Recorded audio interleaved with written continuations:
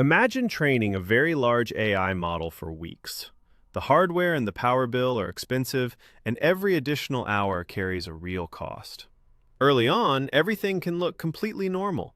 The error keeps coming down, the curves look clean, and it appears that the model is learning exactly the way it should.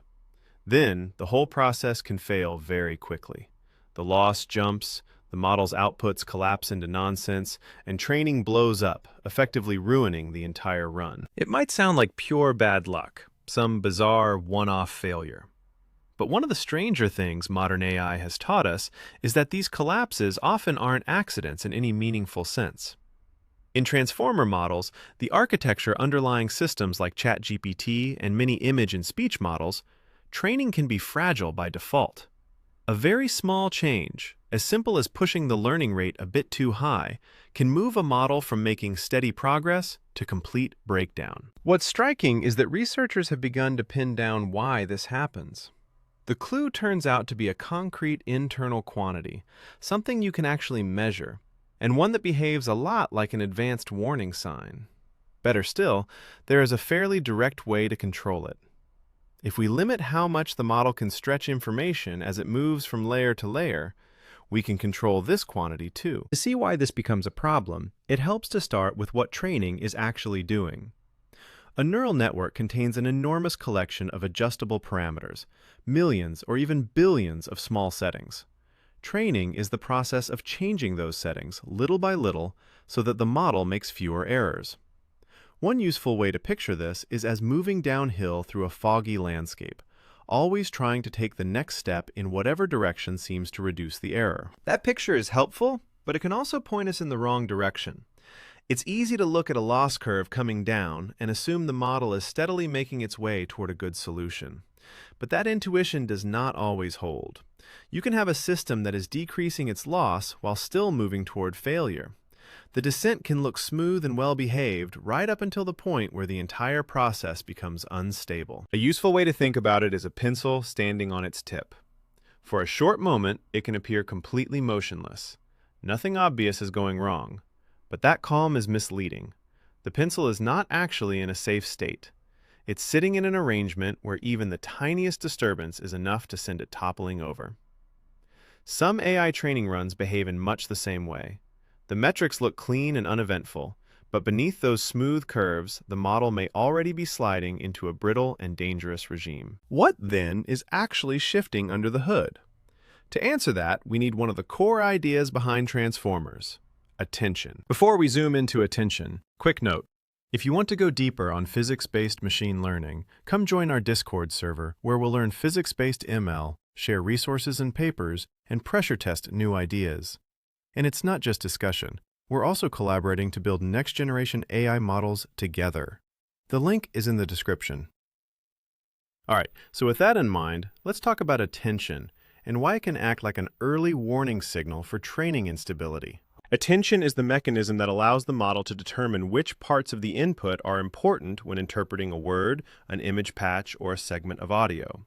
Take the sentence, "The trophy didn't fit in the suitcase because it was too big."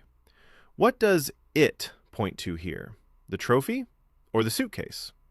Most people can infer that it refers to the trophy.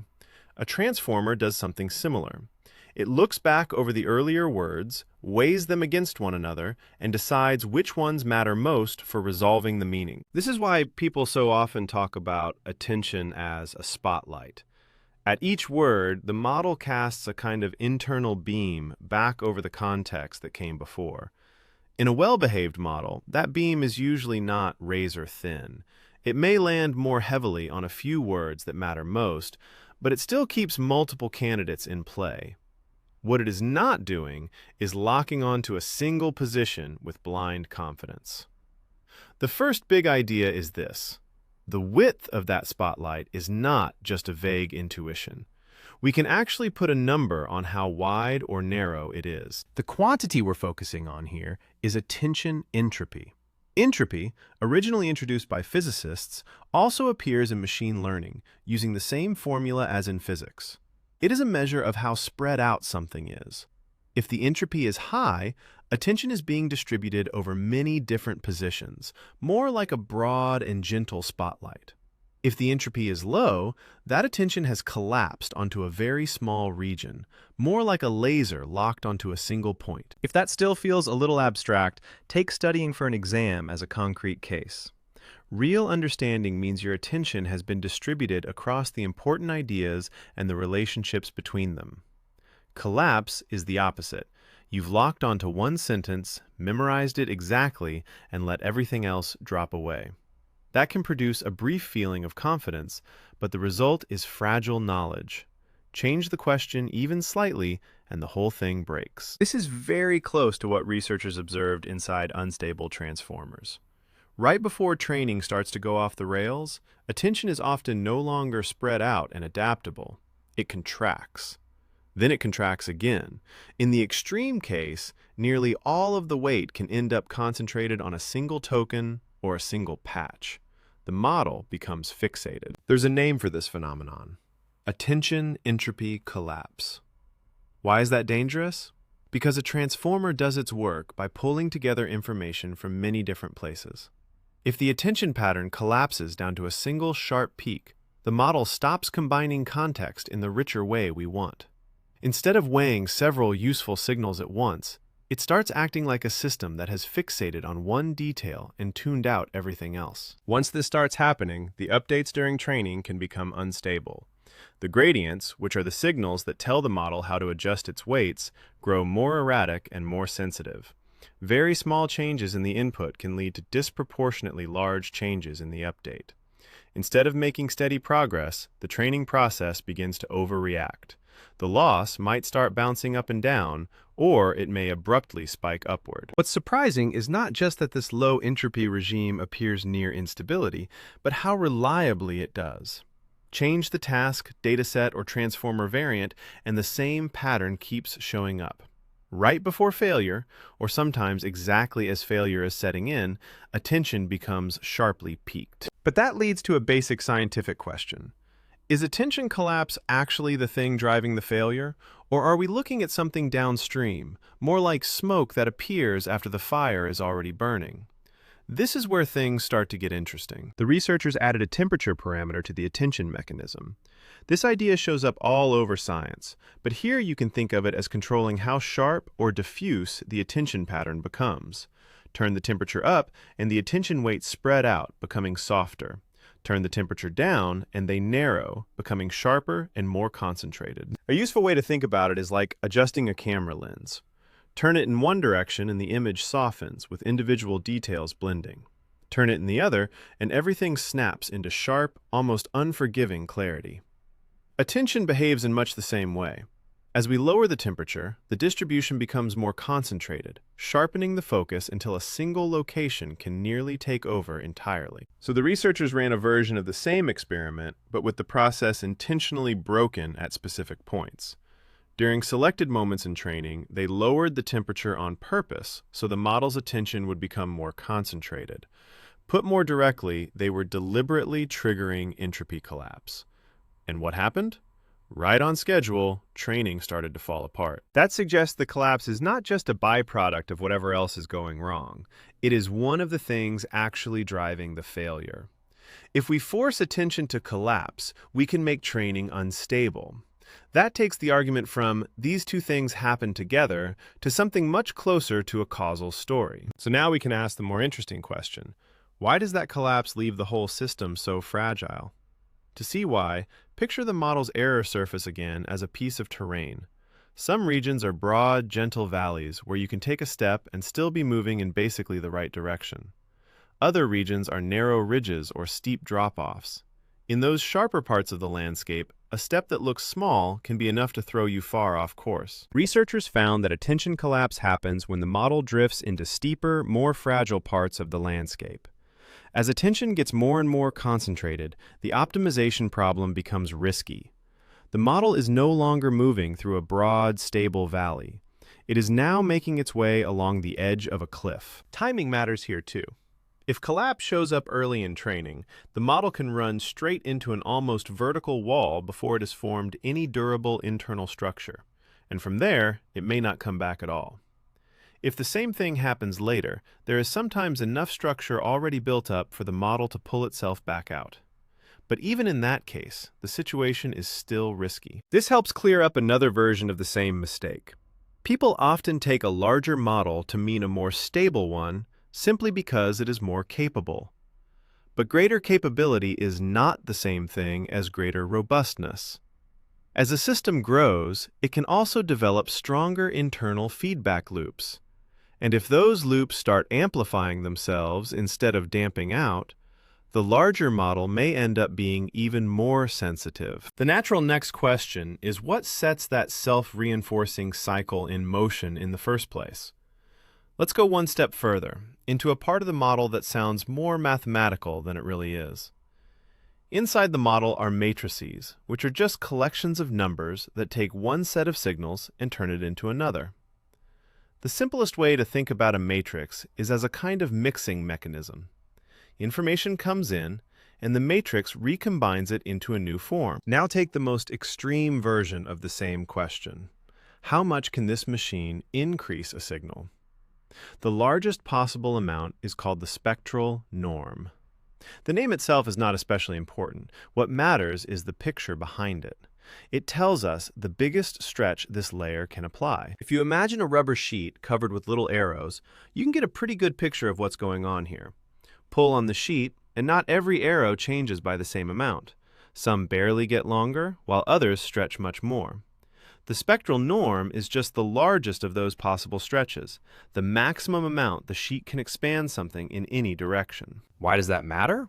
Because once some layers begin stretching their signals too much, the attention scores that come later can get pushed to extremes. When those scores become extreme, attention turns sharply concentrated.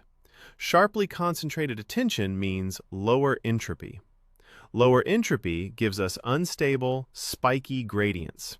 And those unstable gradients can in turn drive the weights toward even more aggressive stretching. That is the runaway loop. Stretching things further doesn't just make the situation worse in one step. As the stretching increases, attention becomes more acute. That more acute attention makes each new update land with more force. Those harsher updates then push the stretching even further, and the process repeats. What you get is a positive feedback loop. The easiest way to picture it is a microphone placed too close to a speaker. A tiny sound gets picked up, amplified, fed back into the system, amplified again, and very quickly turns into a painful squeal. Modern optimizers, the algorithms that update a model's weights, are incredibly powerful. In many cases, that power is exactly what makes training go faster and work better. But that same ability to adapt quickly can also create problems. In some settings, if there is nothing keeping things in check, rapid updates don't just move learning along, they can also amplify unstable directions and feed the loop further. The question then is how the cycle actually gets broken. The technique is called σReparam, but the label is not really the important part. Here is the idea. We want each layer to stop arbitrarily amplifying the signals that pass through it. The method works in a fairly direct way. We measure how much a layer can stretch its input, essentially the maximum amount of amplification it can produce, and then rescale that layer so this stretching stays bounded. The practical effect is that the unstable runaway behavior gets suppressed, while the model still keeps the part we actually want. The ability to learn useful transformation. One useful way to picture it is as a tether. The layer still has room to move. It can still grow stronger or weaker in whatever way helps with the task. What it cannot do is pull on the signal so aggressively that the entire system starts to come apart. Take a car engine with a governor. The engine still makes power and picks up speed. What the governor does is stop the engine from revving itself into failure. You're not rebuilding the car or changing what it is fundamentally, instead putting a limit in place to avoid one particular way it can break. What makes this approach feel so clean is that it does not appear to meaningfully restrict what the model can express. It is not imposing a blanket demand for simplicity or forcing the model into some weaker class. The point is narrower than that. The model can still be rich and flexible, just not in the particular direction that would allow this amplification loop to run away and concentrate all of the attention there. And there is a second, more satisfying part of the story here. because this is not just a fortunate trick that happens to work in training. If we can put a bound on how much each layer is allowed to stretch the signal, then we can also put a bound on how concentrated the attention mechanism is allowed to become. In plain language, if we keep the amount of amplification under control, attention cannot collapse into an arbitrarily sharp spike. That matters because it changes what kind of intervention this is. It's not a matter of cycling through a bag of arbitrary tricks and keeping whichever one appears to help. It is much closer to placing a hard constraint on the system, one that follows from the model's own internal structure. In practice, this ends up mattering a great deal. Training large transformers usually comes with the same familiar collection of stabilizing techniques: carefully chosen warm-up schedules, particular normalization setups, specific weight decay values, and special optimizer selections. Very often, these do work, but they can also look like incantations. Leave out one piece and the whole run collapses. When attention collapse is kept from happening, a lot of those supporting tricks stop being quite so central. They do not become useless in every case, but they are no longer the only things keeping the whole setup from falling apart. Under those conditions, models are able to train reliably across configurations that would otherwise be unstable or simply fail. And this is not some narrow effect that only shows up on a single benchmark. Variants of this same approach have helped across image recognition, self-supervised learning, speech recognition, and machine translation. Even very deep transformers, on the scale of roughly 100 layers, which are famously difficult to optimize, become far easier to train. For a long time, training instability in AI has had this slightly superstitious quality to it. A run works or it doesn't. We adjust a few hyperparameters, launch the experiment again, and see what happens. What this work points to is that at least part of that apparent randomness isn't randomness at all. It's the result of an internal failure mode that can be observed, tracked, and brought under control. Attention entropy works a bit like a pressure gauge. When it starts to collapse into a much narrower range, it can be an early sign that the system is under strain and the boiler is close to failing. And that is a very compelling way to frame the future of AI systems. As our models become larger and more expensive, relying on intuition, accumulated lore, and repeated trial and error is no longer enough. What we need are training methods that remain stable, since now stability is built into them. Thanks for watching. Until the next video, take good care of yourself.